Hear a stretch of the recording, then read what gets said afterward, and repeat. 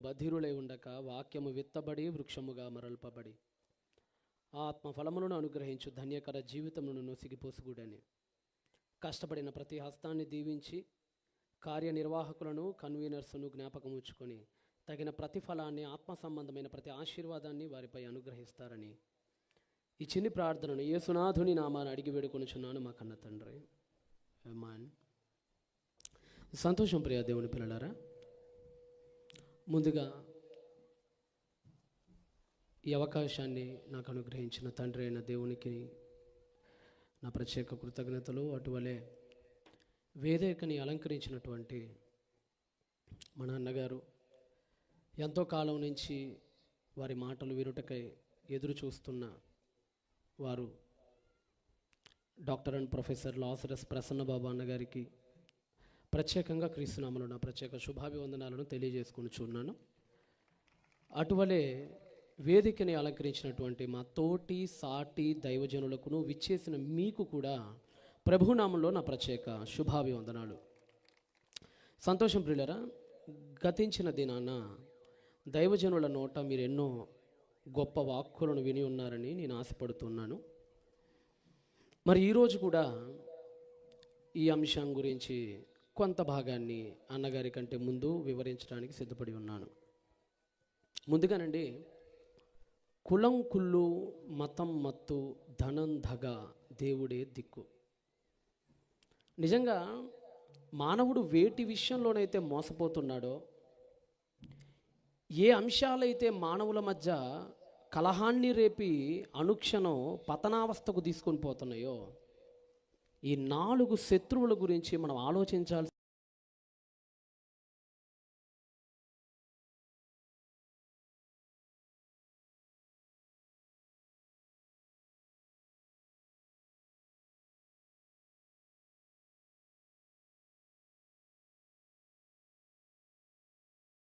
మనకు ఉన్నా, ఒక పక్క దళితులుగా పిలువబడుతున్న వారు రాష్ట్రపతి అనే పదవులు అలంకరించినా, ఆంధ్ర రాష్ట్రానికి అతి తక్కువ సమయంలోనే దళితులు ముఖ్యమంత్రిగా అయినా, రిజర్వేషన్లో ఉన్నా నేటికి వివక్షత పోవట్లేదు. ఇప్పటికీ నేటికి కులాల వివక్షతో పల్లెటూర్లు తగలబడట్లేదా, నగరాలు నిర్వీర్యం కావట్లేదా చెప్పండి? అన్నదమ్ముల్లా కలిసి ఉన్న చోట ఎందుకోనండి కులం పేరిత భారతదేశంలో జరిగినటువంటి మారణ హోమం మరి ఎక్కడా జరగదు. అందుకని మిగతా దేశాలు ఎక్కడ కొట్లాటలు లేవండి, మిగతా దేశాలన్నీ ప్రశాంతంగా ఉన్నాయండి, మన దేశం ఇలాగా ఉందండి అని కూడా నేను అనట్లేదు. తక్కిన దేశాల్లో రేసిజం ఉంది, అనగా వర్ణ వివక్ష, నువ్వు తెల్లోడివి నేను నల్లోడిని అనే వివక్ష, జాతి వివక్ష, నువ్వు ఆఫ్రికా వాడివి నేను అమెరికా వాడిని అనే వివక్ష, శాఖా వివక్ష, నువ్వు కథోలికుడివి నేను ప్రొటెస్టెంట్ని అనే వివక్ష, మతపరమైన విశ్వాస వివక్ష, నువ్వు సున్నీ నేను షియా, నువ్వు అహమ్మదియా, నువ్వు సూఫీ అనే వివక్ష అన్ని చోట్ల ఉన్నాయని కాదనట్లేదు. అయితే వాటన్నిటికంటే అతి భయంకరమైన వివక్ష ఏదైనా ఈ ప్రపంచంలో ఉంది అంటే అది కుల వివక్ష, ముమ్మాటికి కుల వివక్ష. అది జాతి వివక్ష కంటే భయంకరమైనది, డినామినేషన్ వివక్ష కంటే భయంకరమైనది. ఎందుకంటే ఇప్పుడు ఒక క్యాథలిక్, ఒక ప్రొటెస్టెంట్ అలాగా ఆ పేరుతో కొట్టుకున్నారనుకోండి, ఒక ప్రొటెస్టెంట్ తన క్యాథలిక్ కావాలంటే అయిపోవచ్చు. ఈరోజు మీకు American vice president JD Vance ఉన్నాడు, అమెరికన్ వైస్ ప్రెసిడెంట్. ఆయన ఒకప్పుడు ప్రొటెస్టెంట్ క్రైస్తవుడు, కానీ ఇప్పుడు అతను క్యాథలిక్ క్రైస్తవుడిగా మారిపోయాడు. మారటానికి అవకాశం ఉంది. ఒక సున్నీ ఒక షియాగా మారొచ్చు, ఒక షియా ఒక సున్నీగా మారొచ్చు. కానీ ఒక మాదిగవాడు బ్రాహ్మణుడిగా ఎప్పటికీ మారలేడు. పైకి చెప్తారు ఎవరి జ్ఞానం వస్తే వాళ్ళు బ్రాహ్మణులని. ఒక మాలవాడు ఒక క్షత్రియుడిగా మారలేదు, కానీ పైకి చెప్పుకుంటాం అదేమీ లేదండి, గుణాలను బట్టి ఉంటుందండి, చతుర్మయం వయా సృష్టం గుణకర్మ విభాగస్య, గుణాల ద్వారా విభాగించబడిందని పైకి చెప్పుకోవటానికి చాలా బాగానే ఉంటాయి. కానీ లోపలికి వెళ్ళే కొంది నేటికి మన అన్నదమ్ములు దళితులు వివక్షకు గురవుతూనే ఉన్నారు, దానిలో ఎలాంటి సందేహం లేదు. మనం ఇక్కడ హైందవ ధర్మాన్ని తప్పుపట్టాల్సిన పని లేదు. మనందరం ఒకప్పుడు ఆ ధర్మంలో నుంచి వచ్చాం, చాలా గొప్ప ధర్మం, అందరినీ ప్రేమించే ధర్మం. అయితే ఈ ఐడియాలజీ ఏదైతే ఉందో, కొన్ని మతాల యొక్క హిడెన్ ఐడియాలజీ అదే మన జాతిని వివక్షతకు గురి చేస్తుంది. మీ అందరికీ తెలుసు, ఈ మధ్యకాలంలోనే ఉత్తరప్రదేశ్లోనే ఎక్కడో ఒక దళితుడు పెళ్ళికి గుర్రం ఎక్కాడట. తెలుసు కదండి, పెళ్ళికి సరదాలు ఉంటాయి కదండి. పెళ్ళికొడుకు ఒక దళితుడైన పెళ్ళికొడుకు సరదాగా గుర్రం ఎక్కాడని, ఏరా నువ్వు ఆఫ్టర్ ఆల్ దళితుడివి, నీ కులం ఎంత, నువ్వెంత, మా ముందు గుర్రం ఎక్కి సవారీ చేస్తావా అని చెప్పి గుండు కొట్టించి మూత్రం నోట్లో పోసారట. నేటికి ఉంది. ఒక దళితుడు ఒక వడ్డీ తీసుకున్నాడని, ఆ వడ్డీ తిరిగి కట్టినప్పటికీ కూడా అదనపు వడ్డీ చెల్లించలేదని ఇంట్లోకి దూరి వాళ్ళ భార్యని తీసుకొని వచ్చి ఇంట్లో ఒక పెద్ద మనిషి వాళ్ళ పిల్లాడి ద్వారా వీడు నోట్లో మూత్రం పోపించాడట. చెప్పుకుంటూ పోతే కన్నీటి గాథలు, వినుకుంటూ పోతే చెవులు పగిలే విషయాలు. ఉందంటే ఒకసారి కుల వివక్షత ఒక వీడియో ఉంది నాన్న, ఉందా అని ఒకసారి వీలైతే ఒకసారి వేసి చూడు. అంటే ఏంటి, స్వతంత్రం వచ్చి ఇన్నాళ్ళైనా ఈ కుల జబ్బు పోలేదేంటి, మనలో కుల జాడ్యం నశించలేదేంటి ఈ స్వేచ్ఛాయుత భారతావనిలో? ఏం జరుగుతుంది? నీకు వాట్సాప్లో పంపించాను నాకు వీడియోని, వీలైతే ఒకసారి అవకాశం ఉంటే చూద్దురు పరిస్థితిని బట్టి. అదిగోండి ఒకసారి ప్లే చేయను. సింపూర్ గ్రామానికి చెందిన ఓ దళిత మహిళ భర్త స్థానికంగా పలుకుబడి ఉన్న ప్రమోద్ సింగ్ అనే వ్యక్తి వద్ద కొన్ని నెలల క్రితం 1500 రూపాయల్ని అప్పుగా తీసుకున్నాడు. ఆ డబ్బును వడ్డీతో సహా తిరిగి చెల్లించిన అదనపు వడ్డీ ఇవ్వాల్సిందేనని ప్రమోద్ సింగ్ డిమాండ్ చేశాడు. అందుకు వారు వడ్డీ చెల్లించడంతో ఆ దంపతులపై వడ్డీ సరిపోలేదట, ఇంకా ఇంకా ఇంకా ఇంకా బారు వడ్డీ, విష్ణు వడ్డీ, చక్రవడ్డీ, అన్ని వడ్డీలు నాకు కావాలని పేకల మీద కూర్చున్నాడు వచ్చి. అయ్యా నా దగ్గర అంత లేదయ్యా, నేను అంత ఇచ్చుకోలేనయ్యా అని ప్రాధేయపడుతున్నాడు ఈ దళితుడు పాపం. చదవండి, చూడండి, పాజ్ ప్లే చేయండి అన్న, ప్లేరా అనిల్. మహిళకు ఫోన్ చేసి బెదిరించాడు. అదనపు వడ్డీ ఇవ్వకపోతే గ్రామంలో నగ్నంగా ఊరేగిస్తానని బెదిరించాడు. దీంతో ఆమె పోలీసులకు ఫిర్యాదు చేశారు. విషయం తెలుసుకున్న ప్రమోద్ గత శనివారం రాత్రి అతడి అనుచరులతో కలిసి మహిళ ఇంటికి వెళ్లాడు. ఆమెను బలవంతంగా తన ఇంటికి తీసుకెళ్లి ఆమెపై దాడి చేశాడు. మహిళను వివస్త్రం చేసి కర్రలతో కొట్టించాడు. అక్కడితో ఆగకుండా తన కుమారుడితో మహిళ నోట్లో మూత్రం పోయించాడు. అక్కడి నుంచి తప్పించుకున్న బాధిత మహిళ మరోసారి పోలీసులకు ఫిర్యాదు చేశారు. ఎటు వెళ్ళిపోతున్నాం? అరే, ఒక పశువు పైన ఉన్న ప్రేమ మా పైన లేదే. ఒక కుక్కని ప్రేమిస్తారే, ఒక ఆవును ప్రేమిస్తారే, ఒక ఆవు పైన చిన్న దాడి జరిగితే గో సంరక్షణ శాఖల పేరిట వెళ్ళి కొట్టేస్తారే, చంపేస్తారే. సాటి మానవుడు, నీకు చెప్పులు కుట్టేవాడు, నీ బట్టలు ఉతికేవాడు, నీలాంటి వాడు, నీ అవయవాలు గలవాడు, నీ పోలిక గలవాడు సాటి మానవుడికి అప్పు చెల్లించినా అదనపు వడ్డీ ఇవ్వలేదని నోట్లో మూత్రమా? ఎంత జాత్యహంకారం, ఎంత కులాహంకారం ఆలోచించండి ఒకసారి మీరు. పైగా ఏమంటే ఎక్కువ కులం, ఈ పేరు మనకు ఎక్కువ వినపడుతుందండి. తక్కువ కులం, ఎక్కువ కులం. ఎవడ తక్కువ కులం, ఎవరిది ఎక్కువ కులం? ఆలోచిద్దాం ఒకసారి.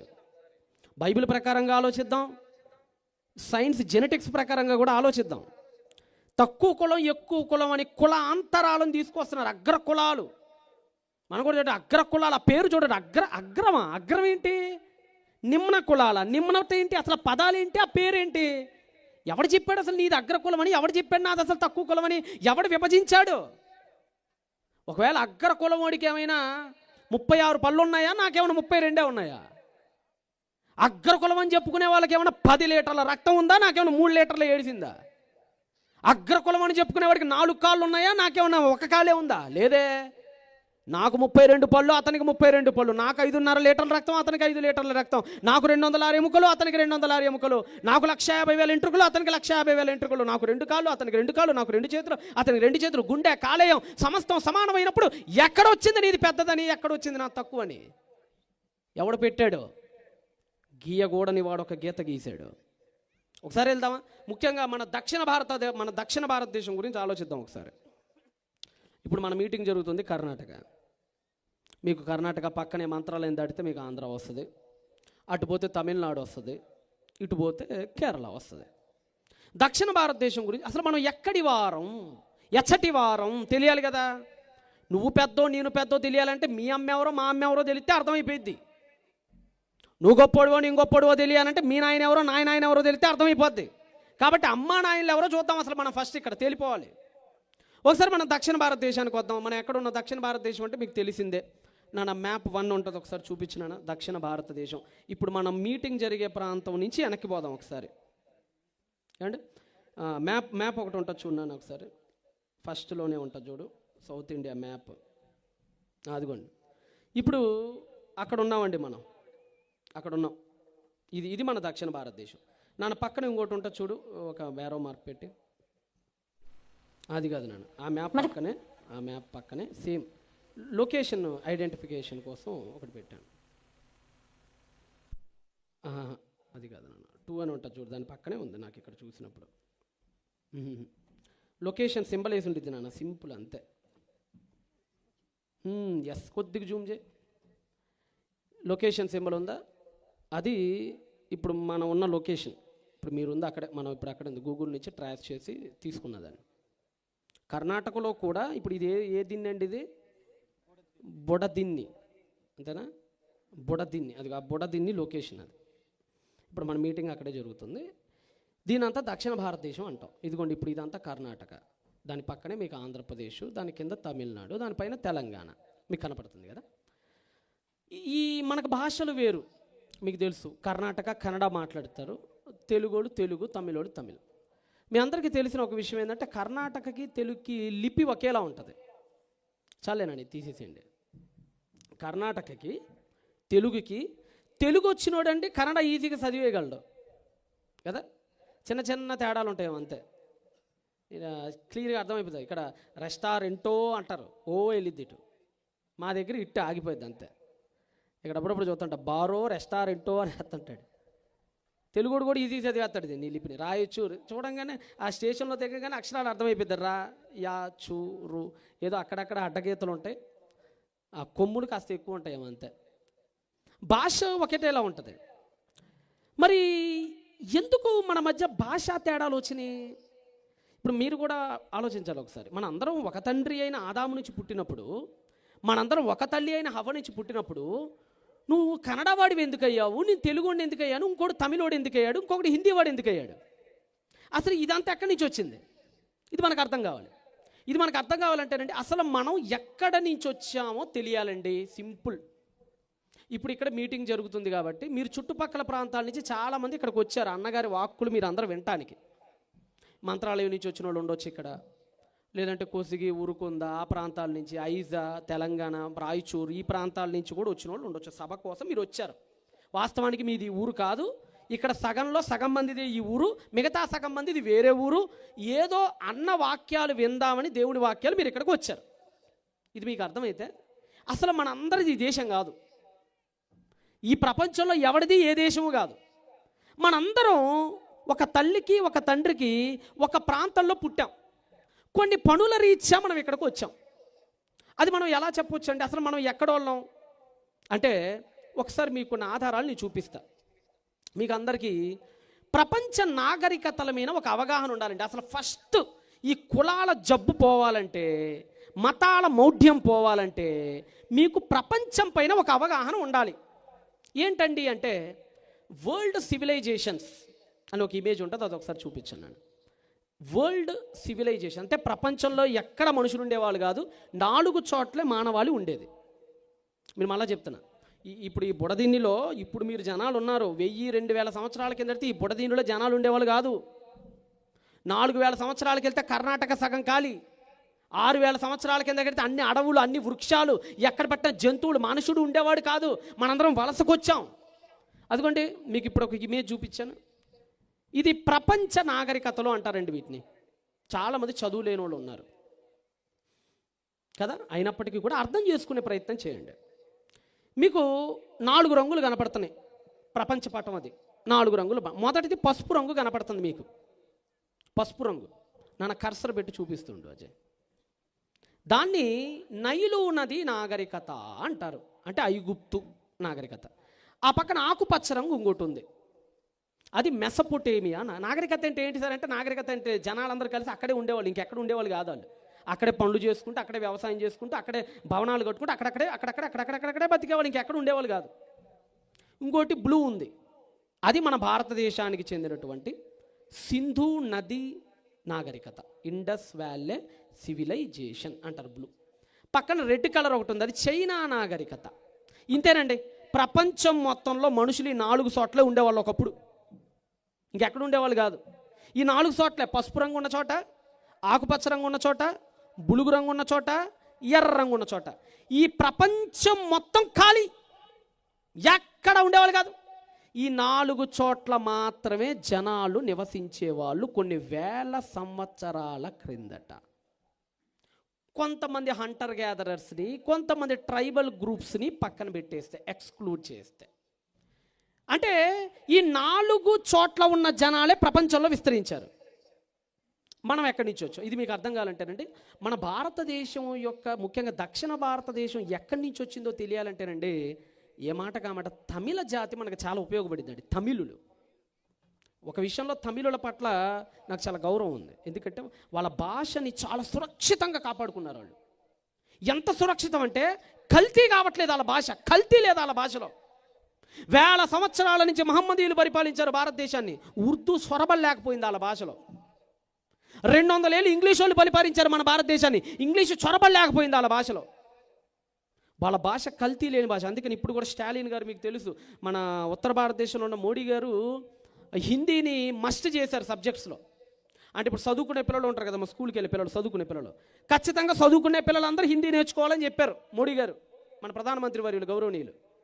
స్టాలిన్ గారు ఒకటే అన్నారు, నువ్వు డబ్బులు ఈగిపోయినా పర్లే, మా పిల్లలకి హిందీ నేర్చుకోవాల్సిన కర్మ లేదు, మేము నేర్చుకోము, మేము తమిళ ఒకటే నేర్చుకుంటామని కూర్చున్నాడు ఆయన.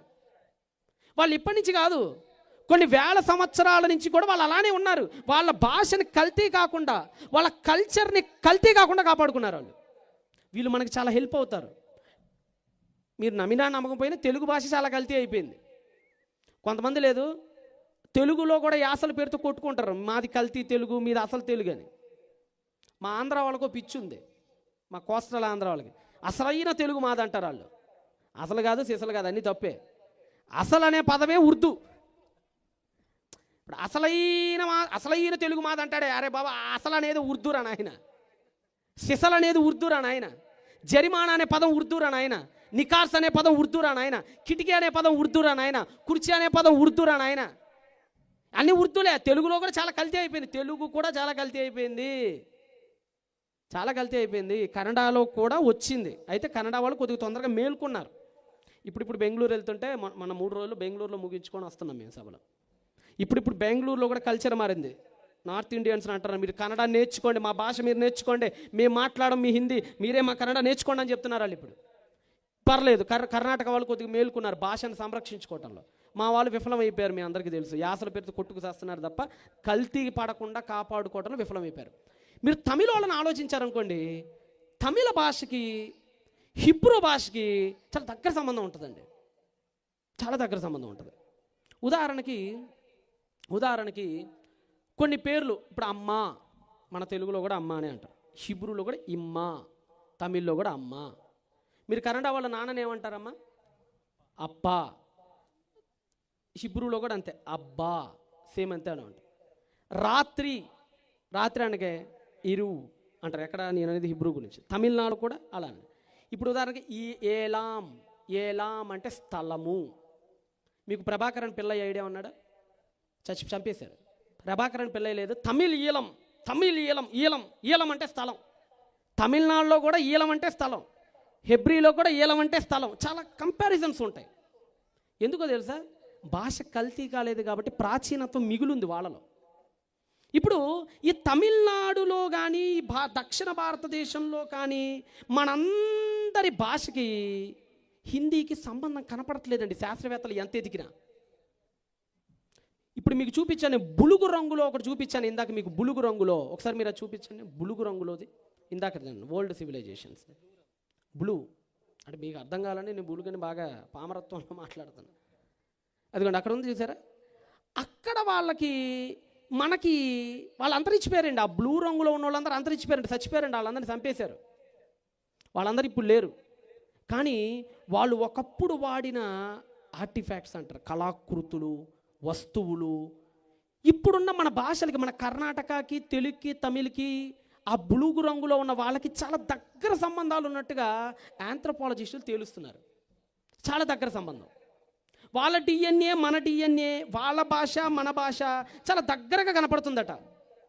ఫైనల్గా యాంథ్రోపాలజిస్టులు చెప్తున్న విషయం ఏంటంటే, ఈ కర్ణాటక వాళ్ళు కానీ, ఈ ఆంధ్ర వాళ్ళు కానీ, ఈ తమిళనాడు వాళ్ళు కానీ వాస్తవానికి వీళ్ళు ఆ బ్లూ రంగు ఉన్నారే, అక్కడున్న అమ్మానాన్నలకు పుట్టినోళ్ళు వీళ్ళ నలుగురు అని తేల్చి చెప్పేశారు. ఎక్కడ వాళ్ళకి పుట్టామంట మనందరం? ఈ బ్లూ రంగులో, అదిగో బ్లూ ఉంది చూసాం, అక్కడి నుంచి కిందకి వచ్చామంట మనందరం. కిందకి ఈ వి షేప్లో ఉంది. ఇప్పుడు మనం ఉన్న బుడదిన్ని ఇప్పుడు అక్కడే ఉంది. ఇప్పుడు బుడదిన్నిలో ఉన్న మీ అందరి డిఎన్ఏ అక్కడెక్కడో బ్లూలో ఉన్న వాళ్ళ డిఎన్ఏకి మ్యాచ్ అవుతుంది. అక్కడోళ్ళు ఇక్కడికి వచ్చారట అన్నాను. ఇండస్ టు సౌత్ అని ఒక ఇమేజ్ ఉంటుంది, అది ఒకసారి చూపించు. మన బైబిల్లో కూడా వెళ్దాం, నిదానంగా వెళ్దాం. రైట్, ఇందాక నాన్న ఇండస్ టు సౌత్ అని ఒకటి ఉంటుంది, అది ఒకసారి చూపించు. అంటే మనం వెనక్కి వెళ్తూ ఉంటే మన చరిత్ర ఏంటో అర్థమైద్ది. మనం వెనక్కి వెళ్తూ ఉంటే ఎవడి పెద్దదో ఎవడి చిన్నదో లేదా అందరం ఒకటే నాన్న సంగతి మనకు అర్థమైద్ది. నేను ఒకసారి ప్లే చేయాలి. అదిగోండి చూసారా, అక్కడ ఉండాల్సిన మనం కిందకి పాక్కుంటూ కిందకు వచ్చేసాం. ఎందుకు వచ్చాము ఇక్కడికి అంటే, తుంగభద్ర ఉంది కాబట్టి మీరు ఇక్కడికి వచ్చారు, కావేరీ ఉంది కాబట్టి కొంతమంది బెంగళూరు వెళ్ళారు, కృష్ణా ఉంది కాబట్టి కొంతమంది గుంటూరు వచ్చారు, గోదావరి ఉంది కాబట్టి కొంతమంది ఉభయ గోదావరి జిల్లాలకు వెళ్ళారు. అర్థమవుతుందా మీకు? లైట్స్ ఒకసారి నన్ను చూపించండి, జాగ్రత్తగానండి, చాలా జాగ్రత్తగానండి. పల్లెటూరు వాళ్ళు ఉన్నారు, అయినా అర్థం చేయించడానికి చాలా తక్కువ స్థాయిలోనే నేను పదాలు ఉపయోగిస్తున్నాను. మనుషులు ఎక్కడికి వెళ్ళటం ప్రారంభించారంటే, నదులు ఎక్కడ ఎక్కువ ఉన్నాయో అక్కడ ఇల్లు కట్టుకొని బ్రతకటం స్టార్ట్ చేశారు మానవులు. మీకు బైబిల్లో కూడా కనపడుతుంది. అసలు ఆది మానవుడే నదుల దగ్గర బతికినోడు. ఎవరు? ఒకసారి ఆదికాండానికి రండి. నాకున్న తక్కువ టైం కాబట్టి నేను తక్కువలోనే వివరించే ప్రయత్నం చేస్తాను. ఆదికాండము 3వ అధ్యాయము రెండవ అధ్యాయానికి రండి. ఆదికాండము గ్రంథము 2వ అధ్యాయము 11వ వచనం చదవండి. మొదటి దాని పేరు అది హవీలా దేశం అంటే ఆదాము ఎక్కడెక్కడ ఉన్నాడో చెప్తున్నాడు దేవుడు. 2:10 కూడా బాగుంటుందండి, 2వ అధ్యాయం 10. మరియు ఆ తోటని తడుపుటకు ఏదేనులో నుండి ఒక నది బయలుదేరి అక్కడ నుండి చీలిపోయి 4 శాఖలాయను. మొదటి దాని పేరు పీషోను, అది హవీలా దేశం అంతటి చుట్టూ పారుచున్నది, అక్కడ బంగారం ఉన్నది అని నదుల పేర్లు ఇస్తాడండి. ఆది మానవుడట 4 నదుల మధ్య బ్రతికేవాడట. పీషోను, గీహోను, హిద్దెకెలు, ఫరాతు, 4 నదుల మధ్య ఆది మానవుడు బ్రతికాడట. మీ అందరికీ తెలుసు, ఆదాం తప్పు చేశాడు, హవ్వమ్మ తప్పు చేసింది, వాళ్ళిద్దరి దేవుడు గెంటేసినప్పుడు మరి ఎక్కడికి రావాలి వాళ్ళు? 4 నదులు లేవు. మరి ఇప్పుడు దేవుడు గెంటేశాడు కదా ఏదేం తోటలో. ఏదేం తోట నుంచి బయటకు వచ్చారు వాళ్ళు. ఎలా బ్రతకాలి? ఇప్పుడు వాళ్ళకి పెద్ద సమస్య ఏర్పడింది. ఎలా బ్రతకాలి, ఎక్కడికి పోదాం? ఏదేం తోటలో నుంచి ఏమో దేవుడు గెంటేశాడాయా? అప్పట్లాగా మనం కూర్చుంటే పండు వచ్చి మన నోట్లో పడదాయా? కష్టపడితే తప్ప పని ముందుకు సాగదాయా? ఆదాముకి ఆల్రెడీ చెట్లను పెంచడం బాగా అలవాటు కదా. ఏం చేసేవాడట? ఏదేం తోట ఏం చేసేవాడండి? చదివారుగా, సేద్య, మళ్ళీ చదవండి ఆ మాట, మళ్ళీ చదవండి అండి. 3:2:15 దేవుడైన యెహోవా నరుణ్ణి తీసుకొని అది సేద్యపరచాలట. అదొక్కటే వచ్చండి మానవుడికి. మనిషికి వ్యవసాయం చేయటం వచ్చు మొదటి నుంచి, ఆదాముకు కూడా అదే వచ్చు. ఇక ఆదాం ఒకటి అనుకున్నాడు, సరేరా జరిగింది ఏదో జరిగిపోయింది, దేవుడాయ మనల్ని గింటేశాడు ఏదేం తోటలో నుంచి, నాకేమో వ్యవసాయం తప్ప ఏమి రాదు, చెట్లకు నీళ్లు పట్టమంటే పడతా, చెట్ల నుంచి పండు తినమంటే తింటా, నాకు అదే వచ్చి ఇంకేమి రాదాయ నాకు. సర్లే కానీ ఈ వచ్చిన విద్యనే వెళ్ళి ఏదో చేద్దాంలే అనుకుని బయలుదేరాడు. ఎక్కడ నది ఉంటే అక్కడ ఆగాడు. అక్కడ వ్యవసాయం చేసుకోవడం ప్రారంభించాడు. తింటూ పెరుగుతూ అలా బ్రతుక్కుంటూ ముందుకెళ్ళిపోయాడు. నోవహు జలప్రలయం అయిపోయింది. ఈ తర్వాత 11వ అధ్యాయానికి వీళ్ళు ఏం చేశారో చదవండి ఒకసారి. మీరు బైబిల్ని చాలా జాగ్రత్తగా గమనిస్తే మానవుడు ఎటు ప్రయాణిస్తున్నాడో మీకు అర్థమైద్ది. ఎక్కడి నుంచి అసలు ఇప్పుడు ఈ బుడదిన్నిలోకి మీరు ఎట్టొచ్చారో కూడా అర్థమైంది మీరు బైబిల్ బాగా చదివితే. 11వ అధ్యాయము 2వ వచనం, వారు తూర్పున ప్రయాణమైపోవచ్చుండగా షీనారు దేశానికి వచ్చారట. ఇది ఎక్కడ ఉంటుంది షీనారు? యూఫ్రటీసు, టైగ్రీసు 2 నదుల మధ్య ఉంటుంది చక్కగా. ఇప్పుడు మీకు పక్కనే తుంగభద్ర ఉంటుంది కదా, ఇప్పుడు గిలిసుగురు క్యాంప్ ఉందండి, అక్కడ పెద్ద బ్రిడ్జి ఉంటుంది కదా, ఆ నీళ్ళు ఉంటుంది, పక్కనే గిలిసుగురు. తుంగభద్ర పక్కన గిలుసు. అలానే అటువైపు టైగ్రిస్, ఇటువైపు యూఫ్రటీస్, మధ్యలో షీనారు. మనిషి అనుకున్న అబ్బా ఇక్కడ భలే ఉన్నాయిరా ఈ రెండు నదులు, ఇక్కడ వ్యవసాయం భలే చేసుకోవచ్చు. అటో నది ఇటో నది హ్యాపీ. ఆ నది ఎండిపోతే ఈ నది ఉంటుంది, ఈ నది ఎండిపోయి ఆ నది ఉంటుంది. ప్రశాంతం కడుపు నిండా 3 పూట్ల ఆనందం తినేసి మన పిల్లలు హ్యాపీగా బతికేయచ్చని పాక్కుంటూ ఏదేం తోట నుంచి మానవ జాతి నిదానంగా షీనారు వైపుకి వచ్చింది. అబ్రహాం గోడు కూడా అంతే కదిలేరండి. ఇప్పుడు మీకు మధ్యలో పచ్చరంగు చూపించాను, అక్కడ అబ్రహాం గారు ఉండేవాళ్ళు ఒకప్పుడు. అబ్రహాం గారు ఎటు కదిలాడో 12వ అధ్యాయానికి రండి ఒకసారి. మానవాళి కదలికలు ఎటు వెళ్తున్నాయి అదొకసారి చదువు. 12వ అధ్యాయం 12:10. అప్పుడు ఆ దేశంలో కరువు వచ్చును, ఆ దేశంలో కరువు భారముగా ఉన్నందున అబ్రహాం ఐగుప్తు దేశంలోకి వచ్చిన. ఎక్కడికి వచ్చాడట? కరువు వచ్చింది, తిండి లేదు, అందుకని ఐగుప్తుకు. ఎందుకు ఐగుప్తుకు వచ్చాడు? ఐగుప్తులో పెద్ద నది ఉంది, ప్రపంచంలోనే అతి పొడవైన నది. ఎప్పుడైనా చదువుకునే పిల్లలకు వస్తుంటుంది, ప్రపంచంలో అతి పొడవైన నది ఏది? నైలు నది. బైబిల్లో ఉన్నదే చెప్పాలి. మళ్ళీ అతి పెద్ద నది ఏంటంటే అది అమెజాన్, అది వేరు. మళ్ళీ పొడవైన నది నైలు. అబ్రహాం అనుకున్నాడు, రే కరువు వచ్చేసిందిరా, మనం ఎక్కడికి వెళ్దాం? పెద్ద నది ఒకటి ఉంది కదా ఐగుప్తులో, పొడవైన నది, అక్కడికి వెళ్ళిపోదాం అని పొడవైన నది దగ్గరికి వచ్చేసాడు అబ్రహాం. అంటే మీరు చూడండి, మన మానవాళి కదలికలు నదులు ఎటు ఉంటే అటు కదులుతున్నాయి, నీళ్ళు ఎక్కడుంటే అటు వెళ్తున్నాడు. 13వ అధ్యాయానికి రండి ఒకసారి అందరండి. మీరు ఆదికాండం మొత్తం చదివితే మీకు ఒక విషయం అర్థమైంది. ఓకే, నదులు ఎక్కడుంటే అక్కడ మానవులు పరిగెడుతున్నారు, ఈ విషయం మీకు అర్థమైంది. చదవండి 13వ అధ్యాయం 10కి రండి. ఇప్పుడు 12:10 చదివారు కదండి, సేమ్ పక్కనే 13:10కి రండి. లోతు తన కన్నులెత్తి యోర్దాను ప్రాంతం అంతటిని చూచెను. యెహోవా సొదొమ గొమొర్రా పట్టణమును నాశనము చేయక మునుపు సోయరుకు వచ్చే వరకు అదంతయు యెహోవా తోట వలెను. ఐగుప్తు దేశములో నీళ్లు పారు దేశమట. ఏ దేశమట? నీళ్లు పారు దేశం. అంటే నీళ్లు పారుతుంటే లోతు అక్కడికి వెళ్ళిపోయాడు. నైలు నదిని చూసి అబ్రహాం అక్కడికి వెళ్ళిపోయాడు. యూఫ్రటీసుని చూసి వాళ్ళు అటే వెళ్ళిపోయారు. చూడండి చక్కగా ఉందండి బైబిల్. మీరు అర్థం చేసుకోవాలే కానీ మీ చరిత్ర అంతా బైబిల్లో కనపడుతుంటుంది. మన తల్లిదండ్రుల బొమ్మలన్నీ బైబిల్లో కనపడుతుంటాయి. మనం ఎక్కడి నుంచి వచ్చామో బైబిల్లోకి వెళ్ళిపోతుంటాం. ఇంతటితో ఆగలేదండి ఈ ప్రయాణం. ఇస్సాకు ఎక్కడికి వెళ్ళాడు? 26వ అధ్యాయానికి రండి ఒకసారి. ఇదే ఆదికాండము 26:17కి రండి. ఇదే ఆదికాండము 26వ అధ్యాయం 17కి రండి. మీరు త్వరగా సహకరిస్తే నేను త్వరగా పాయింట్ చెప్పి ముగిస్తాను. ఇస్సాకు అక్కడి నుండి వెళ్ళి గెరార్కి ఎందుకు వచ్చాడు? పక్కనే డెల్టా ఉంటుంది గెరార్ దగ్గర, నీళ్లు మామూలుగా ఉండవు గెరార్ దగ్గర. ఇస్సాకు అర్థమైపోయింది, అమ్మ బాబోయ్ నీళ్లు ఉన్న చోటకు పరిగెత్తేద్దాం. అబ్రహాం నైలుకు పరిగెత్తాడు, ఇస్సాకు గెరారుకు పరిగెత్తాడు. ఇంతటి తాగల. యాకోబు ఎక్కడికి పరిగెత్తాడు అది కూడా చూడండి. 46వ అధ్యాయానికి రండి. ఇదే ఆదికాండము గ్రంథం 47. జాగ్రత్తగా చదవాలి మీరు.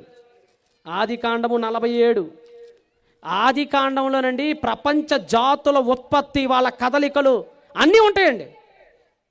47వ అధ్యాయం 10 చదవండి. 47వ అధ్యాయము 6. 47:6. ఫరో అంటున్నాడు, యోసేపును చూసి ఫరో అంటున్నాడు, ఐగుప్తు దేశముని ఎదుట ఉన్నది ఈ దేశములోని మంచి ప్రదేశమందు నీ తండ్రిని నీ సహోదరులని నివసింపజేయము. గోషెను దేశములో. ఇక్కడ ఇంకో దేశం వచ్చిందండి. ఈ దేశం ఎక్కడ ఉంటుంది తెలుసా?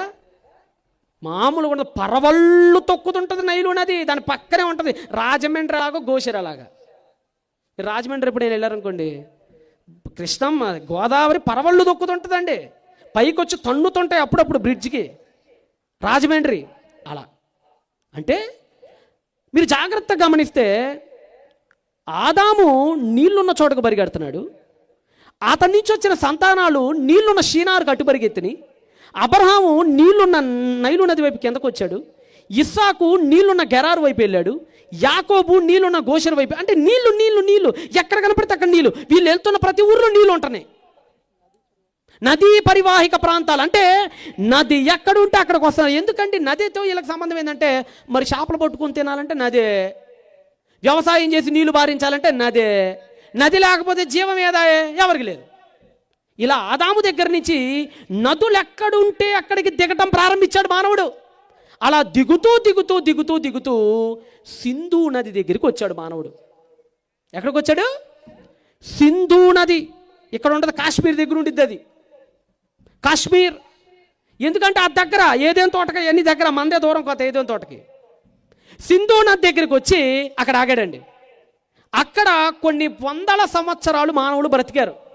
మీకు అలెగ్జాండర్ కన్నింగ్హామ్ అని ఒక ఆయన ఉంటాడు, ఆయన ఆర్కియాలజీ పితామహుడు అంటారులేండి. అంటే మీకు కొంత అర్థం కాకపోవచ్చు, కానీ లైవ్లో కూడా చాలామంది చూస్తున్నారు కాబట్టి కొన్ని చెప్తున్నా. 1922-23లో జాన్ మార్షల్ కానీ, జేడి బెనర్జీ కానీ, దయారాం సహానీ కానీ కొంతమంది ఆర్కియాలజిస్టులు ఉన్నారు భారతావనిలో. వాళ్ళందరూ రైల్వే ట్రాక్ వేద్దామని పోయారు. అసలు వాళ్ళకి తెలియదు, ఈ కథ అంతా వాళ్ళకి తెలీదు. బ్రిటిష్ వాళ్ళు పరిపాలిస్తున్నప్పుడు అరే రైలు వేద్దాంరా, రైలు పట్టాలు వేద్దామని చెప్పి గొడ్డలు తీసుకొని గుణపాలు తీసుకొని బయలుదేరి తవ్వుతున్నారు ట్రాక్లు వేద్దామని. మైండ్ పోయే విషయాలు బయటపడ్డాయండి. ట్రాక్ తవ్వుదామని గుంటలు తవ్వుతుంటే కొన్ని కొండలు బయటకు వస్తున్నాయి, ఇంకా తవ్వుతుంటే బాత్రూమ్లు బయటకు వస్తున్నాయి, ఇంకా తవ్వుతుంటే స్విమ్మింగ్ పూల్ బయటకు వస్తుంది, ఇంకా తవ్వుతుంటే మనిషి ఊహ కందని ఎన్నో కళాకృతులు బయటకు వస్తే షాక్ అయిపోయాడు దయారామ సహాని. ఏంట్రా భారతదేశం అంటే అప్పటిదాకా 1000 క్రీస్తు పూర్వం నుంచి చరిత్ర లేదనుకునేవాళ్ళు. అప్పుడు బయటపడిన విషయం ఏంటంటే, ఒరే నాయనా మన భారతదేశ చరిత్ర చాలా గొప్పది, మన పితరులు మామూలు కాదు. ఏమండి ఇప్పటికీ మీలో కొంతమంది ఇక్కడ బాత్రూమ్ లేదండి, అవునా కదా చెప్పండి? ఇప్పటికీ మళ్ళీ చాలామంది చెంబులు పట్టుకొని బయటకు పోతారు. 2000 సంవత్సరాల కిందట, యేసుక్రీస్తు పుట్టక మునుపు 3000 సంవత్సరాల కిందటకంట బాత్రూమ్లు మెయింటైన్ చేశారట వాళ్ళు సింధు నాగరికత వాళ్ళు. బాత్రూమ్ స్విమ్మింగ్ పూల్ ఉండే అట ఆడుకోవటానికి. మనం ఇప్పటికీ మన ఊర్లో బాత్రూమ్ లేవు. మన ఊర్లో స్విమ్మింగ్ పూల్ ఎట్లా ఉంటుందో మనకి తెలియదు. ఏదో చిన్న గాబులు ఉంటాయి నీళ్లు పోసుకోవడానికి అప్పుడప్పుడు. డ్రైనేజీ తెలియదు మనకి. చూడండి ఇప్పటికీ కాలువలో వదిలేస్తుంటాం, మన బాత్రూంలో ఉన్న చెత్త అంతా కాలువలోకి వెళ్ళిపోతుంటుంది. హరప్పా సివిలైజేషన్ చూసి మైండ్ పోయిందంటే ఒక్కొక్కడికి. బాత్రూమ్లు ఉన్నాయి, స్విమ్మింగ్ పూల్ ఉన్నాయి, లిఫ్టిక్లు ఉన్నాయి, కాటుకులు ఉన్నాయి, గాజులు ఉన్నాయి. ఈరోజు బాలీవుడ్ హీరోయిన్లు వేసే అలంకారాలన్నీ అక్కడ దొరుకుతున్నాయి వాళ్ళకి. ఏందిరా ఇంత అడ్వాన్స్డ్ సివిలైజేషన్ ఉందా భారతదేశంలో? అది ఎప్పుడు? అబ్రహాము పుట్టక మునుపు, ఇస్సాకు పుట్టక మునుపు, యాకోబు పుట్టక మునుపు, క్రీస్తుకు పూర్వం 3300 నుంచి క్రీస్తుకు పూర్వం 1900 వరకు అద్వితీయంగా ప్రజ్వలత్తంగా ఎదిగింది సింధు సివిలైజేషన్ అనేది. అక్కడ చక్కగా మన వాళ్ళందరూ హ్యాపీగా బ్రతుకుతున్నప్పుడు అండి ఆ తవ్వకాలు తవ్వారన్నారే, ఆ తవ్వకాలు వాటిలో బయటపడ్డవి కొన్ని మనిషికి షాకు గురి చేసినాయి అండి. అది అర్థమైతే మనం నోవహు 3 కొడుకుల్లో ఎవరి కొడుకు నుంచి వచ్చామో మీకు అర్థమైపోద్ది. ఎందుకంటే ప్రపంచంలో ఉన్న సంతానం అంతా 3 సంతానం అని ఆదికాండం 9వ అధ్యాయం 10వ అధ్యాయం చెప్తుంది. ఇంకా వెనక్కి వెళ్తే ఒకటే. ఒకసారి ఆదికాండానికి రండి, జాగ్రత్త చదువుదాం. ఆదికాండము 10వ అధ్యాయము ఒకసారి రండి. ఆదికాండము గ్రంథము 10వ అధ్యాయము 20వ వచనం చదవండి. ఆదికాండము 10:20 చదవండి. ఎవరాళ్ళు? నోవహు గారి కుమారులు. వీరు తమ వంశముల ప్రకారము 9:19 కూడా చదవండి ఒకసారి. 9వ అధ్యాయం 19. 9వ అధ్యాయం ఆదికాండము 9వ అధ్యాయం 19. ఈ ముగ్గురు నోవహు కుమారులు, వీరి సంతానము భూమి అందంతటా వ్యాపించిన. జాగ్రత్తగానండి, భూమి మీద వ్యాపించింది 3 సంతానమట. ముగ్గురు భూమి మొత్తానికి తండ్రులట. ఇంకా వెనక్కెళ్తే ఆదాం, అది అన్నగారు మీకు చెప్పు ఉంటారు, ఇంకా చెప్తారు కూడా, ఇంకా చాలా నిగూఢంగా చెప్తారు అన్న మీకు. అయితే నోవహు దగ్గరికి వచ్చి ఆగితే 3 అన్నదమ్ముల సంతానం అంటండి ఈ ప్రపంచం అంతా. ఎవరట అన్నదమ్ముళ్ళు? చెప్పండి మీరు నాకు. అన్నదమ్ముల పేర్లు చెప్పండి. షేము, హాము, యాపెత్. నోవహు గారి 3 కొడుకులు. ఈ 3 కొడుకుల నుంచే ఈ ప్రపంచంలో ఉన్న ప్రతి మానవుడు పుట్టుకొచ్చాడంట. ఈ 3 కొడుకుల నుంచే నువ్వు, నేను, మాల, మాదిగ, కమ్మ, కాపు, ఇంకా ఏవని పేర్లు పెట్టుకున్నావో అన్ని ఈ ప్రపంచంలో ఉన్న ప్రతి ఒక్కడు ఆ 3 నుంచే వచ్చాడట. ఆ 3లో మనం ఎక్కడి నుంచి వచ్చామో కూడా బైబిల్ చాలా అద్భుతంగా చెప్పింది, మీకు చరిత్ర బాగా అర్థమైతే. ఇప్పుడు మీకు ఒకసారి, మీకు ఇందాక దొరికినాయి అని చెప్పాను కదా నాన్న, ఎల్పిబి అన్న ఫోల్డర్ నెంబర్ 1 అని ఒకటి ఉంటుంది చూడు. కంపారిజన్స్ ఉంటాయి చూడు, దానిలో కంపారిజన్స్ 1 అని ఉంటుంది చూడు. ఉందా? కొన్ని బొమ్మలు ఉంటాయి నాన్న, కొన్ని బొమ్మలు అక్కడ దొరికిన బొమ్మలు, ఇంకొక ప్రాంతంలో దొరికిన బొమ్మలు అలా ఉంటాయి. ఎస్ చూసారండి? ఈ బొమ్మ సింధు దగ్గర ఉన్న, మీకు తెలుగు వచ్చని నేను తెలుగులో వేసానండి. నాకైతే కుడివైపు ఉంది, మీకు కూడా అటే ఉంది అది. రైట్, సింధు అని ఉంది చూసారా, అది ఆ రైల్వే ట్రాక్ తవ్వేటప్పుడు తవ్వకాల్లో దొరికిన బొమ్మ అది. అటువైపు ఇంకో బొమ్మ ఉంది చూసారా, సేమ్ ఒకటే మెటీరియల్ అటండి ఉపయోగించింది. అది ఎలాము అనే ఒక ఊరిలో దొరికింది అది. జాగ్రత్తగానండి పాజ్ చేశాను, ఎందుకంటే మీకు 2 సివిలైజేషన్స్ చూపించా నానా. ఇది ఒక్కసారి మినిమైజ్ చేసి, ఇందాక వరల్డ్ సివిలైజేషన్స్ అని చెప్పాను కదా, అదొక్కసారి చూపించి మీరు చాలా జాగ్రత్తగా అంటే పట్టుమని 10 నిమిషాలు పాయింట్ దిగిపోతే ముగించేస్తా. వరల్డ్ సివిలైజేషన్స్ చూపించాను. అదే వెరీ గుడ్, అన్నగారు చెప్పినట్టు. అది కూడా చూసారా, ఈ ఆకుపచ్చ రంగు ఉందని చెప్పాను మీకు. ఆకుపచ్చ రంగు అబ్రహాం గారు వాళ్ళ నాయన అందరూ ఆ ఊరిలోనే ఉండేవాళ్ళు. మెసొపొటేమియన్ సివిలైజేషన్ అంటారు. అక్కడ కొన్ని తవ్వకాలు జరిగినాయి. ఈ మెసొపొటేమియాలో కొన్ని తవ్వకాలు జరిగినాయి, సింధులో కొన్ని తవ్వకాలు జరిగినాయి. అక్కడ బొమ్మలు ఇక్కడ బొమ్మలు ఒకేలా కనపడుతున్నాయి. ఇప్పుడు మీకు చూపిస్తున్న ఆ బొమ్మలనే నేను. ఎలాము అని ఉందంటే అది ఆకుపచ్చలో దొరికినటువంటి బొమ్మ లెఫ్ట్ సైడ్. సింధు అని ఉందంటే బులుగు రంగులో ఉన్నది బొమ్మ అక్కడ ఇక్కడ మంది. సింధు అంటే మందండి, మంది. సింధు అంటే మంది, ఎలామంటే ఆల్దే.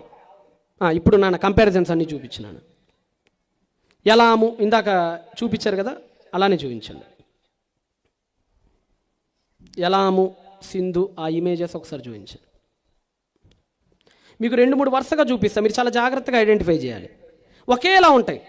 ఇప్పుడు చూసారా, ఎలాములో ఒకటి దొరికింది, 2 కొమ్ములు ఉన్నాయి దానికి. కొద్దిగా జూమ్ చేయనా, కొద్దిగా జూమ్ చేయి. అదిగోండి ఈ ఎలాము ఇటువైపు సిలిండర్ టైప్లో ఉంది చూడండి, ఇటువైపు నాన్న, ఇటువైపు. అది 2 కొమ్ములు ఉన్నాయి. ఒక ఆవిడ ఉంది ఆ కింద, ఆవిడ దేవతలేండి, అది ఒక సీల్. సేమ్ ఇటువైపు చూడండి, మన దగ్గర కూడా అదే బొమ్మ దొరికిందండి. మన దగ్గర కూడా అదిగోండి సేమ్ 2 కొమ్ములు ఒక మనిషి. ఇది వేరే దేశం, అది వేరే దేశం. 2 వేరు దేశాల్లో దొరుకుతున్న ఒకే రకమైన బొమ్మలు అవన్నీ. ఇంకోటి చూపించాను చూడండి నాన్న, ఇంకోటి ఉంది చూడండి, ఇంకోటి అదిగోండి చూసారా, ఇటువైపు ఉన్న ఒకే బొమ్మ, అక్కడ కూడా అదే బొమ్మ, సేమ్ బొమ్మ. నేను చివరిలో వాట్సాప్లో పంపించాను వీళ్ళు నీకు, ఒక్కసారి కంపారిజన్ 5 and 6 అని ఉంటుంది చూడు. ఇందు మూలంగా మీకు ఒకటి చెప్తాను ఫైనల్గా, అది మీకు అర్థమైతే అయిపోయిందంటే. ఇదిగోండి చూసారా, జూమ్ చేయండి. ఇంకా చూడండి సేమ్ ఆ చేతులను గమనించండి. మన సింధులో కుడివైపు మన సింధుది 2 రొమ్ముల మధ్య చేయి పెట్టుకుంది ఒక ఆవిడ. అక్కడది కూడా అంతే, 2 రొమ్ముల మధ్య చేయి పెట్టుకుంది. అక్కడ కాలు జాపింది, ఇక్కడ కాలు జాపింది, సేమ్. ఇంకొక బొమ్మ కూడా చూపించినట్టు వేసినట్టున్నా చూడన్నాను. ఇలాగా అక్కడ త్రవ్వకాల్లోనూ ఇక్కడ త్రవ్వకాల్లోనూ 2. ఇదిగోండి ఇక్కడ చూసారా, ఒక వ్యక్తి సింహాన్ని అటు ఇటు గొంతుతో పట్టుకున్నాడు, 2 సింహాలని. మన సింధులో కూడా పట్టుకున్నాడు 2 సింహాలు గొంతుతో. కొన్ని 10ల సంవత్సరాలు శాస్త్రవేత్తల బృందాలు వీటి మీద అధ్యయనాలు చేసినాయండి. చేసినప్పుడు ఒక విషయాన్ని తేల్చి చెప్పేసి, అదేంటో తెలుసా, కల్చర్ అంతా ఒకేలా ఉంది, భాష కూడా ఉందండి. ఈ స్క్రిప్ట్ అని చూపిస్తా చూడండి మీకు. ఎందుకంటే బైబిల్లోని ఒక విషయాన్ని మనం నిర్ధారించాలంటే archaeological evidences, anthropological evidence, numismatics, inscriptions, palaeography, epigraphy చాలా ఉంటాయి దానికి టెస్టులు. స్క్రిప్ట్ 1 అని ఒకటి ఉంటుంది చూపించినాను, స్క్రిప్ట్ 1. అదిగోండి లిపి చూసారా, వాళ్ళ ఈలు మన ఈలు కూడా ఒకేలా ఉన్నాయి. ఇప్పుడు మీ కన్నడ మన తెలుగు ఎట్టుంటాయి, మీ కన్నడ తెలుగు ఇందా చెప్పాను కదా, మాకు కూడా అలానే ఉంటాయి తెలుగు వాళ్ళకి. మా రానే మీకు కూడా అలానే. ఆ సింధులో దొరికిన వాళ్ళకి, ఎలాంలో దొరికిన చూడండి, అన్నీ అలానే ఉన్నాయి చూడండి, సేమ్ బొమ్మలన్నీ. అయ్యి ఒకటేనేమో అనుకుంటాం, కాదు, అది వేరే దేశం, ఇది వేరే దేశం. ఒకటేమో పచ్చ రంగు దగ్గర నేను ఇందాక చూపించాను అక్కడ దొరికినాయి, ఒకటేమో బులుగు రంగు దగ్గర ఉన్నప్పుడు దొరికినాయి.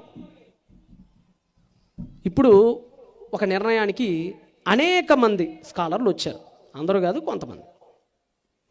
వాళ్ళు చెప్పింది ఏంటంటే, ఏమి లేదురా అబ్బాయి, అసలు ఈ సింధు నదిలో ఉన్న జనాలు ఎవరో కాదు, ఎలాము అనే ఊర్లో నుండి వీళ్ళందరూ మైగ్రేట్ అయ్యి ఇక్కడికి వచ్చారు అని చెప్పారు. ఎలామ్ టు సింధ్ అని ఒక వీడియో, ఒక ఇమేజ్ ఉంటుంది చూడు, అది చూపించు. ఇవన్నీ ఆలోచించిన తర్వాత ఒక నిర్ణయానికి ఏమొచ్చారంటే, సింధులో ఉన్న వాళ్ళు ఎక్కడి నుంచో కాదు, ఎలాము అనే ఆ ఊర్లో నుంచి వచ్చిన వాళ్ళే ఈ సింధు ప్రజలు అని క్లారిటీకి వచ్చారు.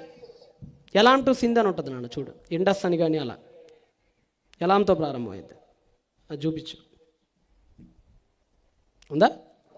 అదిగోండి, అదిగో చూసారా, ఇందాక మీకు దొరికిన బొమ్మలు అన్నానే అవి అక్కడి ఎలాం, ఈ బులుగు ఇది మంది. అది శాస్త్రవేత్తలు వచ్చిన ఒక అంచనా ఏంటంటే ఆ బులుగు రంగులోకి జనాలు ఎక్కడి నుంచి వచ్చారంటే ఆకుపచ్చ రంగులో ఉన్న జనాలే, ముఖ్యంగా ఎలాము అనే ఊరిలో ఉండే ఈ జనాలే అదుగదుగో అక్కడికి వచ్చారు అని చెప్పారు. మనం ఎక్కడి నుంచి వచ్చామంటే మీకు ఇందాక చెప్పాం, మన సౌత్ ఇండియా అంతా కూడా పైనుంచి కిందకు వచ్చిందని చెప్పాం మీకు. మనం సింధు దగ్గర నుంచి వచ్చాం, సింధు వాళ్ళు ఎలాము దగ్గర నుంచి వచ్చాడు. మీకు ఆ లింక్ అర్థం కావాలి. నన్ను చూపించాను ఒకసారి, నన్ను చూపించాను ఒకసారి. 3 పాయింట్లు చెప్తున్నా. ఈ బుటదిన్నిలో ఉన్న మీరు, ఈ కర్ణాటక, తమిళనాడు, మన అందరం ఎక్కడి నుంచి వచ్చాం? సింధు, ఆ బ్లూ రంగులో ఉన్న దగ్గర నుంచి వచ్చాం. వాళ్ళు ఎక్కడి నుంచి వచ్చారు? ఎలాం అనే ఊరిలో నుంచి వచ్చారు. ఇంతవరకు శాస్త్రవేత్తలు చెప్పగలిగారండి. ఎలాం వాళ్ళు ఎక్కడి నుంచి వచ్చారో చెప్పలేకపోతున్నారు. అర్థమవుతుందా? మనం సింధు నుంచి వచ్చామని చెప్తున్నారు, సింధు వాళ్ళేమో ఎలాం దగ్గర నుంచి వచ్చారని ఉన్న ఆధారాలు అర్థమవుతున్నాయి. ఎలాం ఎక్కడి నుంచి వచ్చారో ఎవరికి అర్థం కావట్లా. ఈ ఎలాం అనే ఊర్లో వాళ్ళు ఎక్కడి నుంచి వచ్చారో ఆదికాండం 10వ అధ్యాయానికి రండి ఒకసారి మీరు. ఆదికాండము 10వ అధ్యాయము 22వ వచనం చదవండి. ఆదికాండము 10వ అధ్యాయము 22వ వచనం చదవండి. షేము కుమారులు ఎలాము. బైబిల్ చెప్పేసిందండి ఆన్సర్ని. చరిత్ర ఎక్కడ ఆగిందో బైబిల్ దాన్ని వెనక్కి వెళ్తుంది. అవి నేను పెట్టిన పేర్లు కాదు, చూసుకోండి మీరు. ఎలాము ఎక్కడి నుంచి వచ్చారు అని అంటే నోవహు గారికి 3 కొడుకుల్లో ఒక కొడుకున్నాడు, ఆయన పేరు షేము. ఆ షేము నుంచి ఎలాము కొడుకండి. ఎలాం అంటే ఎవరో కదండి, షేము గారి పెద్ద కొడుకు. షేము గారికి పెద్ద కొడుకు. నోవహు గారి 3 కొడుకుల్లో మంచి కొడుకున్నాడే షేము, అతని పెద్ద కొడుకు ఎలాము. వాళ్ళు వచ్చి అక్కడ సెటిల్ అయితే, వాళ్ళు అక్కడి నుంచి సింధు దగ్గర సెటిల్ అయితే, వాళ్ళు అక్కడి నుంచి మన దగ్గరకు వచ్చి మన అందరం ఇక్కడే ఉన్నాం. 32 కూడా చదవండి ఒకసారి. 32 వచనం. 32. వారి వారి జనములలో వారి వారి సంతతుల ప్రకారము నోవహు కుమారుల వంశములు ఇవే. జలప్రవాహము జరిగిన తర్వాత వీరిలో నుండి జనములు భూమి మీద విస్తరించారట. చదవండి. జలప్రవాహం గతించిన తర్వాత వీరిలో నుండి, అది వీరిలో నుండి ఈ 3 కొడుకుల్లో ఒక కొడుకు తూర్పు వైపు వెళ్ళిపోయాడండి. ఈరోజు అరబ్బులుగా పిలువబడే వాళ్ళు కానీ, ఇస్రాయిలీలుగా పిలువబడుతున్న వాళ్ళు కానీ, పర్షియన్లుగా పిలువబడుతున్న వాళ్ళు కానీ, ముఖ్యంగా సౌత్ ఇండియన్లుగా పిలువబడుతున్న మనం కానీ అందరం షేము గారి సంతానమే. హాము గారి సంతానం ఎటు వెళ్ళింది అంటే మళ్ళీ మీరు బైబిల్లో చదవండి. హాము సంతానం ఈజిప్ట్ వైపు కిందకి వెళ్ళిపోయింది. హాము గారి కొడుకే కనాను, హాము గారు ఇంకో కొడుకు మిస్రాయిము, వీళ్ళందరూ ఆఫ్రికా వైపు కిందకి వెళ్ళిపోయారు. యాపెతు కొడుకులు ఎక్కడికి వెళ్ళారో కూడా బైబిల్లో ఉంది. యాపెతు కొడుకులు తర్షీషు, హవీలా అటు వెళ్ళిపోయారట. అవన్నీ యూరోప్లో ఉంటాయి. మీకు ఫైనల్గా ఒకే ఒక ఇమేజ్ చూపించేస్తాను నాన్న. అరారాతు టు ఇండస్ అని ఒకటి ఉంటుంది చూడు, కొండ దగ్గర నుంచి తీసుకొని వస్తావు చిన్న ఇమేజ్ని. కొండ దగ్గర నుంచి అదిగోండి చూసారా, అది అరారాతు కొండ. అక్కడ 3 కొడుకుల్లో ఒక కొడుకైన షేము కిందకి ఎలాంకి వచ్చి, షేము పెద్ద కొడుకు ఎలాంలో సెటిల్ అయ్యాడు, ఇక్కడ వాళ్ళు సింధులో సెటిల్ అయ్యాడు. ఈ సింధు దగ్గర నుంచి మన దక్షిణ భారతదేశానికి మనం ఇలా వచ్చేసాం. ఎక్కడున్నాయి కులాలు ఇప్పుడు చెప్పండి మీరు? ఒక తండ్రి నుంచే కదా వచ్చినాయి ఆధారాలని. ఒక తండ్రి ఉన్నాడనే కదా చెప్పింది. మిగతా 2 కొడుకులు ఎక్కడ వెళ్ళారో కూడా చూపించానండి కొద్దిగా మీకు అవగాహన కోసం. అది కూడా చూపించండి ఒకసారి. ఫస్ట్ 3 యారోస్ ఉంటాయి చూడు నాన్న. 3 యారోస్ ఉంటాయి చూడు ఒకసారి. చివరిలో నోవా సన్స్ అని ఉంటుంది. నోవా సన్స్ అదిగోండి. బైబిల్ ప్రకారంగా గీసారండి. ఇది నేనేదో నా ఇష్టానుసారం గీల. బైబిల్లో ఉన్న కొడుకులు వాళ్ళ ఊర్ల పేర్లను బట్టి అదిగోండి. హాము అనేవాడు కింద ఆఫ్రికాకి వెళ్ళిపోయాడు కిందకి. హమైటెక్ పీపుల్స్ అంటారు వాళ్ళు. యాపేతో ఆయన యూరప్ అదిగోండి అటు వెళ్ళిపో. ఆయన కోసం చెప్పిన ఊర్లన్నీ అటువైపు ఉంటాయి. యూరప్ అంటారు దాన్ని, ఐరోపా. ఈరోజు England, Germany, France, Netherland, Portuguese ఇవన్నీ ఉన్నాయి కదా, అవన్నీ యాపెత్. ఎందుకంటే యాపెత్ గుడారమును విశాల పరుచుతారు అనే ప్రమాణం ఉంది ఆయనకి. ఇలా ఒకళ్ళు యూరప్ వెళ్ళిపోయారు. యాపెతు సంతానం యూరప్, హాము సంతానం ఆఫ్రికా, షేము సంతానం ఆసియా. 3 ఖండాలు, 3 పిల్లల సంతానాలండి. ఒక మాటలో చెప్పాలంటే మనందరం ఒకే తండ్రి నుంచి వచ్చాం. చాలేనండి, మనందరం ఒకే తండ్రి నుంచి వచ్చాం. మరి ఇంకా ఒకే తండ్రి నుంచి మనందరం వచ్చామని ఆధారాలు కూడా చూపెడుతుంటే, ఆధారాలు కూడా ఇదే పచ్చి నిజం అని తేలుతుంటే, మళ్ళీ నీది పెద్ద కులం నాది చిన్న కులం అంటావేంది నువ్వు? ఎవరు చెప్పాడు నీది పెద్ద కులం అని? డిఎన్ఏ తీసి చూద్దాం ఒకసారి. డిఎన్ఏ ఎవడండి నా పెద్ద కులం అంటే డిఎన్ఏ తీయమని చెప్పండి ముందని. ఆడే పడతాడు ముందు బయట. అందరి డిఎన్ఏ ఒకటే, మనందరం ఒక్క దగ్గర నుంచే వచ్చాం. బైబిల్ కూడా మనకు అదే ఉపదేశిస్తుంది, అంతే కదండి? మీకు ఇంకో మాట చెప్తాను ఫైనల్గా. ఇప్పుడు ఒక ముగ్గురు కొడుకుల సంతానమే మనం ఇలా వచ్చినప్పుడు కులాల వారీగా విడిపోయాం కదా. ఈ మధ్య అండి కుల జబ్బును నూరు పోస్తున్నారండి కొంతమంది. నేను ఒక ఆవిని చూపిస్తాను ఇప్పుడు మీకు. కులాలనట దాటి పెళ్ళిళ్ళు కూడా చేసుకోకూడదట. మీకు తెలుసు కదా ఈ మధ్య అమృత ప్రణయ్, ఆ ప్రణయ్ అనే కుర్రోడు ఎస్సీ కుర్రోడు, ఈ అమృత అనే అమ్మాయి ఓసీ అమ్మాయి.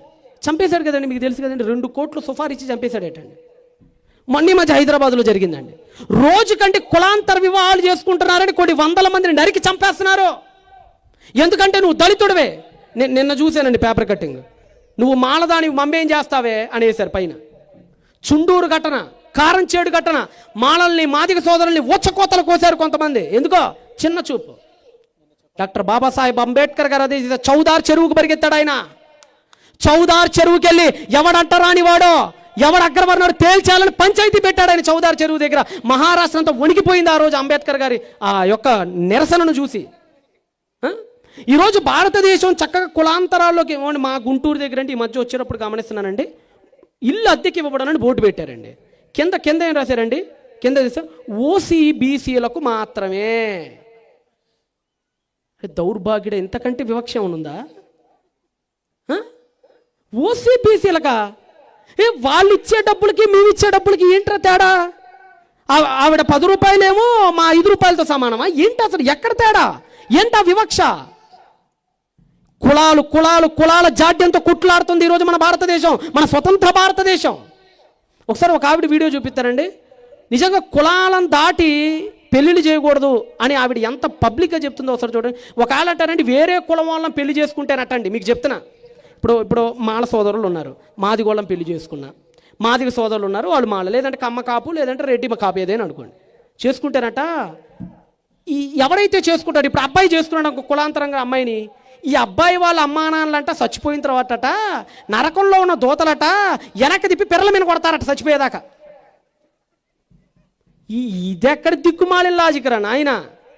ఒకసారి చూడండి ఆవిడ చెప్పేది. ఒక సామెత చెప్తుంటారు, వియ్యానికైనా కయ్యానికైనా సమబుద్ధి ఉండాలని. అవునండి. కాబట్టి సాధ్యమైనంత వరకు మేము చెప్పే విషయం ఏంటంటే, ఎవరి కులంలో వాళ్ళు చేసుకోండి. వేరే సంకరం చేయడం వల్ల ఏం జరుగుతుంది అంటే, తర్వాత కాలంలో మన పిల్లలకి మనం వివాహం చేయటం చాలా కష్టమవుతుందమ్మా. ఇప్పుడు వివాహం చేసేటప్పుడు బాగానే ఉంటుంది, కుదరకనో ఏదో చాలా బాగుందనో ఏదో వేరే కులపాలతో చేసేసామనుకోండి, అప్పటి వరకు బాగానే ఉంది, వాళ్ళిద్దరూ ఆనందంగా ఉంటారు. కానీ రేపు పొద్దున పుట్టబోయేటటువంటి పిల్లల పరిస్థితి ఏంటి? వాళ్ళు ఏ కులానికి చెందిన వారని చెప్పుకుంటాము. కాబట్టి మనము మన గురించే కాదు, వివాహం చేసుకుంటున్నామంటే పుట్టబోయేటటువంటి సంతతి గురించి కూడా ఆలోచించాల్సినటువంటి పూర్తి బాధ్యత మన మీదే ఉంది. కాబట్టి వాళ్ళు ఏ కులానికి చెందిన వారు ఉంటారు, మళ్ళీ రేపొద్దున వారికి వివాహం చేస్తే ఏ కులపు వాళ్ళతో మనం చేస్తాము అన్న కోణంలో కూడా ఆలోచిస్తే మనం చక్కగా మన పిల్లలకి సరైన సమయంలో చక్కటి వివాహాన్ని మనం చేయగలుగుతాము. ఎందుకు పితృలోకాలలో ఉన్నటువంటి పితృదేవతల్ని కూడా ఇప్పుడు చెప్తుంది అండి, జాగ్రత్తగా రండి.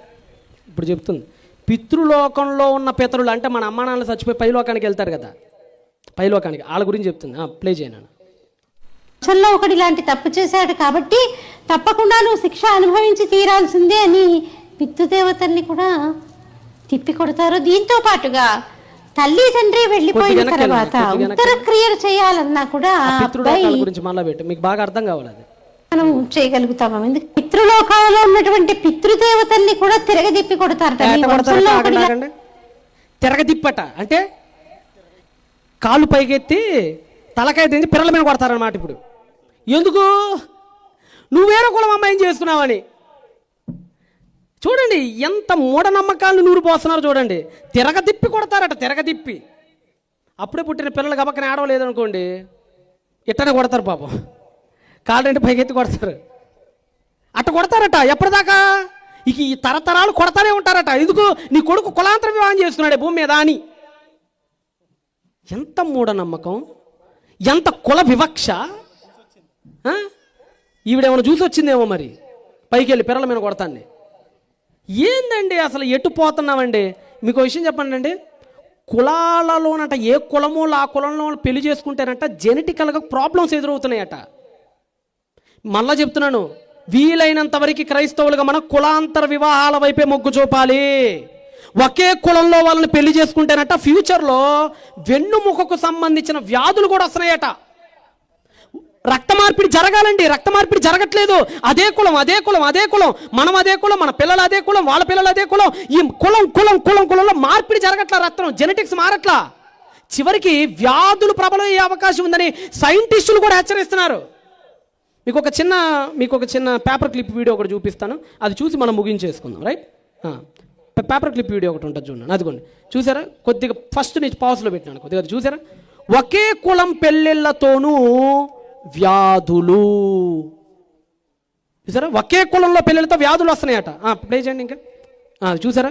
మేనరిక వివాహాలు జన్యు సమస్యలు, సిసిఏబి శాస్త్రవేత్తలు పరిశోధనలో వెల్లడి. ప్లే చేయండి. చూసారండి? బంధువులు కదా, మా అమ్మాయే కదా, అక్కడ అంతా ఇచ్చాడు మ్యాటర్, మీరు తర్వాత చదువుకోండి. బంధువులే కదా, మా అమ్మాయే కదా, మా కులమే కదా, అది కదా ఇది కదా అని పెళ్లి చేసుకుంటారంట. భవిష్యత్తు తరాలు ఎంత సుదీర్ఘమైనటువంటి వ్యాధుల బారిన పడతాడో రాశారు. ఇంకొక ఆడియో కూడా ఉంటుంది, చూడండి దాని మీద. పెళ్లి చేసుకున్నా కానీ వస్తున్నాయి అంట. ఇక చూడు కథ పాడైపోను. ఈ రోజులు అసలు ఎక్కడ పోతున్నాయి అర్థమైతలేదు. ఏ కులం వాళ్ళు ఆ కులం వాళ్ళు పెళ్లి చేసుకున్నా కానీ జన్యు సమస్యలు వస్తున్నాయి. అంటే ఇక కులాంతర వివాహాలు జరగాలన్నట్టు లెక్క. ఇంకొక వీడియో పెట్టా చూడండి, కులాంతర వివాహాలు చేసుకోండి. ఇంకొక వీడియో ఉంటుంది చూడు. వాళ్ళు చాలా అయితే ఇప్పటి వరకు మేనరికం మ్యారేజ్లతో జన్యుపరమైన సమస్యలు వచ్చేవి. కానీ ఇప్పుడు దగ్గర చుట్టాలు ఒకే కులంలో పెళ్లిళ్ల వల్ల కూడా కొన్ని ఆరోగ్య సమస్యలు వస్తున్నాయని అంటున్నారు సిసిఎంబి శాస్త్రవేత్తలు. కొన్ని కులాల వారికి కొన్ని రకాల వ్యాధులు వారసత్వంగా వస్తాయని గతంలో జరిగిన పరిశోధనలో తేలింది.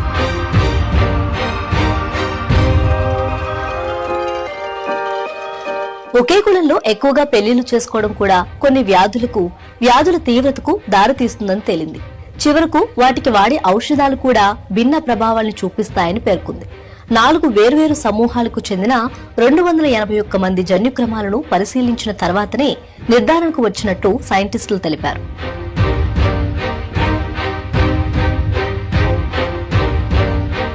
కులాంతరం, కుటుంబాంతరం, మతాంతరం, దేశాంతరం, ఖండాంతర వివాహాలు శారీరక, అనువంశిక లక్షణాల కోణంలో చూస్తేనే బెటర్ అనిపిస్తోంది.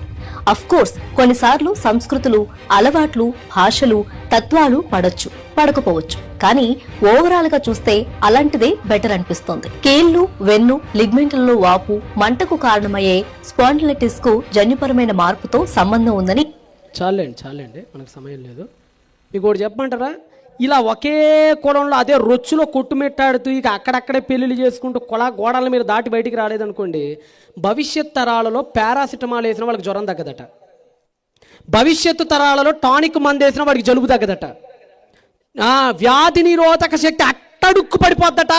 చిన్న చిన్న రోగాలకే భవిష్యత్తులో అందరూ చచ్చిపోతారట, రక్త మార్పిడి జరగకపోతే. మరి ఆలోచించుకోండి, ఈ కులాలకు వ్యతిరేకంగా ప్రకృతి నడుస్తుంది, కులాలకి అనుకూలంగా మానవుడు నడుస్తున్నాడు. చివరికి ఎంత పతనమైపోతాడు భవిష్యత్ తరాలు మనం చూడొచ్చు. కానీ అలా చూస్తానికి కూడా మన తరాలు ఉండవు. కనుక ఇలా వేరువేరుగా చెదిరిపోయిన మనుషుల్ని ఏకం చేయటానికి తన కుమారుడు ఎలా సహాయపడ్డాడో రేపటి దినం మనం నేర్చుకుందాం. ఇప్పటికే సమయం ఆలస్యమైంది. అన్నగారు నన్ను క్షమించవలసిందిగా కోరుకుంటున్నాను. కళ్ళు మూసుకొని చిన్న ప్రార్థన చేసుకుందాం. పరిశుద్ధుడా, నమ్మకం కలిగిన తండ్రి, చదువులేని వారైనప్పటికీ కూడా అన్నగారు ఎలాగో అందరికీ అర్థమయ్యే రీతిలో చక్కగా వాక్యాన్ని చెప్తూ ఉంటారు. కనుక కాస్త శాస్త్రబద్ధంగా వెళ్తే చదువుకున్న కొద్ది మందికైనా ఈ వాక్యం అర్థమైద్దనే ఉద్దేశంతో నాయన, దక్షిణ భారతీయులు సింధు నుంచి వచ్చారని, సింధులో ఉన్నటువంటి ఆధారాలు యలామునికి సెట్ అవుతున్నాయని, ఆ యలాము ఎవరో కాదు, బైబిల్లోనికి వెళ్తే షేము కుమారుడని కనపడుతుందని, ఏదో మాకు వచ్చినటువంటి, మీరు మాకు ఇచ్చినటువంటి ఒక చిన్నపాటి ఆలోచనతో మీ బిడ్డలకి తెలియజేసే ప్రయత్నం చేసామనైనా. మరి మీ బిడ్డలకి మరింత ఆయురారోగ్యాలు అనుగ్రహించండి. మా అన్నగారికి మంచి సమయాన్ని, ఇంకా అద్భుతమైన మాటలు వినిపించే శక్తిని వారికి అనుగ్రహించి, మరి ఇచ్చిన ప్రార్థన మీ సన్నిధిలో చేర్చుకోమని యేసుప్రభు వారి పేరిట ప్రార్థన అడుగుచున్నాం తండ్రి. ఆమేన్, ఆమేన్, ఆమేన్. Thanks to all and God bless you.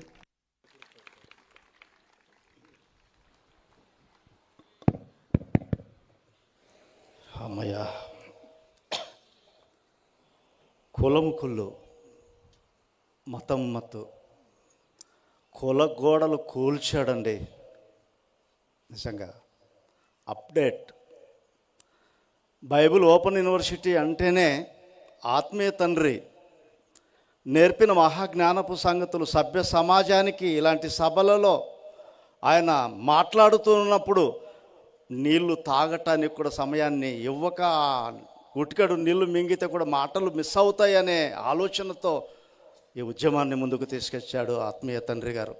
కాబట్టి ఇక ఈ సందర్భంలో కులము కుళ్ళు, మతం మత్తు, ధనం దగ, దేవుడే దిక్కు అనే అద్భుతమైన ఈ 2వ రోజు అద్భుతమైన దేవుని యొక్క మాటలు దిగ్విజయంగా, ఆశ్చర్యంగా దేవుని పక్షాన దైవజనుడుగా నిలిచుండి చక్కటి వర్తమానాన్ని అందించిన దైవజనులు M Samson, additional deputy director of BOUI వారిని చప్పట్లతో అభినందనలు తెలియజేస్తూ హృదయపూర్వకంగా వందనాలు తెలియజేసుకుంటూ ఉన్నాను. Thank you sir. మరి సందర్భంలో ఆలస్యానికి చింతిస్తూ మరి వాలంటీర్సు, అదేవిధంగా పాట పాడేవారు దగ్గరికి రావాల్సిందిగా మనవి చేస్తూ ఉన్నాను. అదేవిధంగా చైర్సు అక్కడ లాస్ట్లో ఉన్న వాళ్ళు మీ చైర్సును ముందుకు తీసుకొచ్చి ఆ గ్యాప్ను పూడ్చాల్సిందిగా మనవి చేస్తూ ఉన్నాను. దయచేసి నా మాటగా మన్నించి ఆ గ్యాప్ను పూడ్చాలి. ఏకాగ్రతతో, భక్తి భావాలతో ఈ 3 రోజులు దేవుడు మనకిచ్చిన ఈ విలువైన సమయంలో ఎవరికి వచ్చిందో ఈ తలంపు, కానీ ఈ పాఠం అవసరము, అత్యవసరము కూడా. ఎందుకంటే ఈరోజు పెట్టరేగిపోతున్నారు, మత ఛాందస్సవాదులు చెలరేగిపోతూ ఉన్నారు. కాబట్టి ఈ సందర్భంలో మనకు మాత్రమే ఈ మాటలు అనుకుంటే పొరపాటు. టెలికాస్ట్లో ప్రపంచం వింటూ ఉంది. మత ఛాందస్సవాదులు ముఖ్యంగా వినటానికే సిద్ధపడుతూ ఉన్నారు. కాబట్టి వాళ్ళకు గొడ్డలి పెట్టుగా మరి ఈ సందర్భంలో ఈ 2వ రోజు మొదటి సందేశంగా చక్కటి వర్తమానాన్ని విన్నాం. స్పీడు ఎంత అంటే 40-50లో పరిగెత్తాల్సిన మరి వాక్యోపదేశకులు 100 స్పీడు అందించాల్సిన మాటలు అందించగలిగారు. కాబట్టి ఈ సందర్భంలో మరి పాటలు పాడేవారు యూత్, ఏం పేరు, బూడిదిన్న యూత్ వారు పాట పాడుతూ ఉండగా వాలంటీర్స్ త్వరగా కానుకలు సేకరించడానికి సిద్ధపడాల్సిందిగా మనం చేస్తూ ఉన్నాను. ఆలస్యం వద్దు.